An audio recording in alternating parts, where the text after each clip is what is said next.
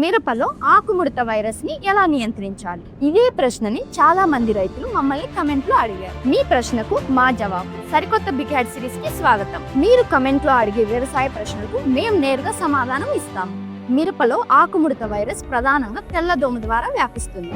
ఈ తెల్లదోమ వైరస్ ని ఒక మొక్క నుండి ఇంకొక మొక్కకి తొందరగా వ్యాపించేలా చేస్తుంది కాబట్టి దీన్ని మనం ప్రారంభ దశలోనే నియంత్రించాలి. మొదటిగా పొలంలో కలుపు మొక్కలు లేకుండా శుభ్రం చేసుకోవాలి. దీని వలన వైరస్ మరింతగా స్ప్రెడ్ కాకుండా ఉంటుంది.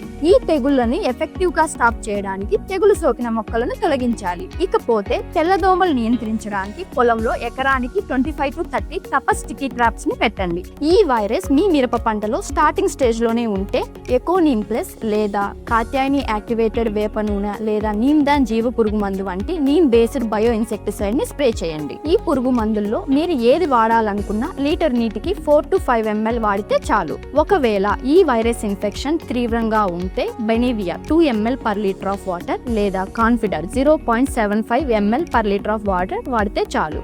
ఈ పురుగు మందులు తెల్లదోమలు నియంత్రించడంలో ఎఫెక్టివ్ గా పనిచేస్తాయి. ఇకపోతే విరోరెజ్ 1.5 to 2.5 ml per liter of water, no virus chilli special 3 to 5 ml per liter of water. ఈ రెండు ప్రొడక్ట్స్ వైరస్ నియంత్రణలో చాలా ఫేమస్.